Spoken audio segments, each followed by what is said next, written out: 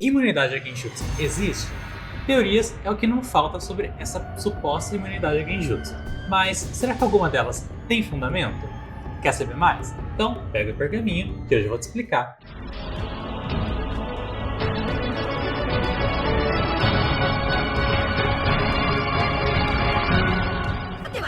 E aí, gente, como é que vocês estão? Eu sou o Rafa, editor da Naruto. No vídeo de hoje eu vou falar sobre uma suposta teoria, uma não, né? Várias que o pessoal vive fazendo sobre uma suposta imunidade a Genjutsu, como isso poderia acontecer. O pessoal até se baseia em alguns fatos da obra e tudo mais. A gente fala tudo sobre isso, né? Eu já vi vários posts no Facebook, vídeo no TikTok, vídeo no YouTube, pessoal jurando de pé junto que existe imunidade.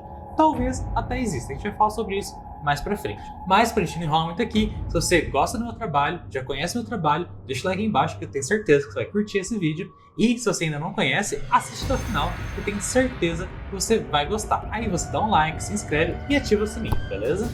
Então sem mais enrolação, bora pro vídeo.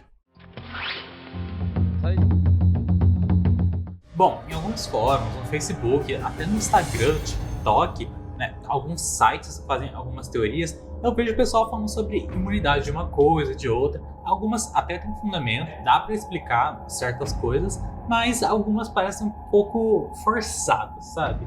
E a gente vai falar um pouquinho sobre isso, pra gente entender melhor sobre essas supostas imunidades. O pessoal fala sobre a imunidade do Jinchuriki da Escalda, sobre Genjutsu, né, que ele não é afetado, faz uma fala e tudo mais. A gente pode falar disso em outro vídeo, se quiser, deixa aí nos comentários. Mas hoje a gente vai falar sobre a teoria de alguém conseguir ficar imune ao Genjutsu, né, independente de qual meio ser.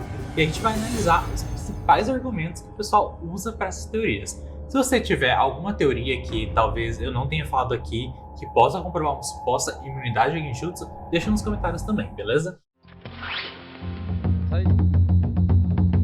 Bom, a prova mais famosa que o pessoal usa para dizer que existe uma certa imunidade a Genjutsu é o caso do Sasuke protegendo ele mesmo e o resto do time Kakashi do Tsukuyomi Infinito da Kaguya, né, do Madara e da Kaguya ali. E só baseado nisso, eles já dizem que o Sasuke acabou ficando imune a Genjutsu. Mas isso não é uma verdade, né? Eles usam o argumento do Rinnegan e tal, mas se a gente pegar a batalha do Jiraiya contra o Pain, o Fukakushiko e a Shima usaram Genjutsu contra o Pain, e o Pain realmente caiu e tudo mais. Era um Genjutsu sonoro, né? Se propagava através do som, como eu já expliquei no vídeo sobre Genjutsu, que é o vídeo passado, né? Sobre essa série. Alguns vão até um pouquinho além e falam: não, porque o Sasuke, na verdade, não é imune a todos os Genjutsu. Só o Genjutsu visual, né? Porque tem o Rinnegan e tudo mais. Isso porque ele fez o Susanoo, usou o poder do Rinnegan, e tanto ele quanto o resto do grupo ali ficou imune ao Genjutsu da Kaguya. Então, isso significa que, como ele se protegeu do Genjutsu mais poderoso do mundo, ele conseguiria se proteger contra qualquer outro Genjutsu graças ao Rinnegan. Não é verdade? Não, isso está errado. Muito errado. E eu vou explicar o porquê. Jura? Bom, pra vocês entenderem o que o Sasuke fez, primeiro a gente tem que entender qual é a mecânica do Tsukuyomi Infinito e depois a gente precisa entender como o Sasuke fez, né, a explicação dele sobre como ele fez para se proteger e proteger o resto do grupo do Tsukuyomi Infinito. O Tsukuyomi Infinito é um Genjutsu que se propaga através da luz para afetar a visão do alvo, e ele pode afetar mais de um alvo ao mesmo tempo. Para propagar essa luz e pegar o máximo de pessoas possível, o Madara reflete essa luz na lua, assim afetando várias pessoas ao mesmo tempo. A Kaguya, para fazer o mesmo efeito, um efeito similar, usou o Byakugan de alguma forma, que foi mencionado no quarto Tatabuki, mas nunca foi explicado como que ela fazia isso. E a explicação do Sasuke para poder se defender e defender o resto do grupo dele, do Tsukuyomi Infinito, é que ele combinou o Susanoo com o Rinnegan.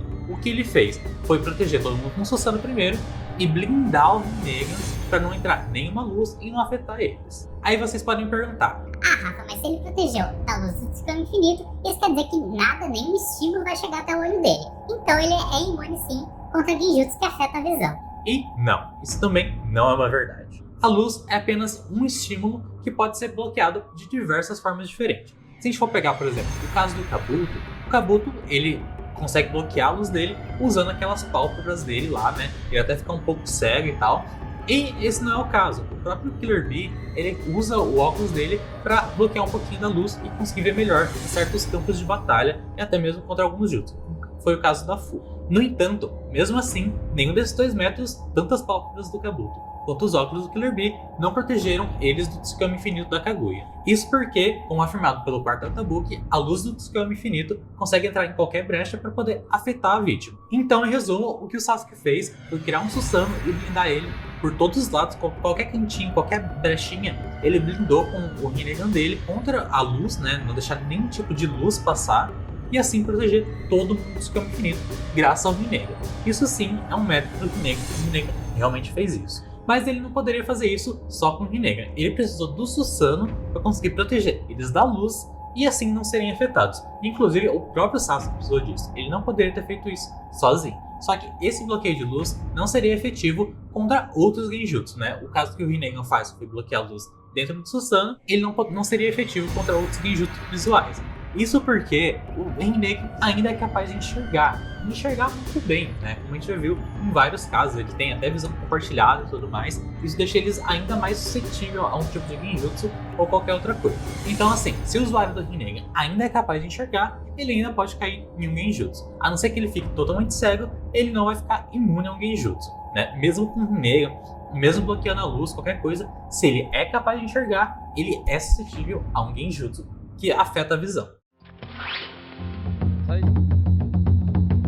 E falando de Killer Bee e Kabuto, a gente tem um caso muito específico com o Killer Bee. O Killer Bee, ele na verdade, ele usava os óculos escuros dele, ele mesmo assim caiu em um genjutsu visual, que foi o genjutsu Sharingan. Isso não ajudou ele em momento nenhum, ele caiu lá, ficou preso no genjutsu, né? Ele precisou do Gyuki para conseguir escapar desse genjutsu e assim causar um contra-ataque. Mas só com o óculos dele não foi efetivo, porque ele ainda conseguia ver. Quanto ao Kabuto, esse sim conseguiu um certo tipo de invulnerabilidade contra genjutsu. Só que para isso, ele precisou ficar praticamente cego. Ele não conseguia ver nenhum estímulo visual e para contornar isso, ele usou os sentidos dele de cobra para conseguir saber onde as coisas estavam, né, para poder batalhar contra o Itachi e contra o Sasuke. Algumas outras pessoas utilizam métodos diferentes para ficar imunes ou pelo menos tentar escapar de alguma forma do genjutsu. A gente tem o caso do Gai, por exemplo, que para lidar com o genjutsu do Sharingan, ele desenvolveu um método, treinando o Kakashi, lutando com o Kakashi, porque eles são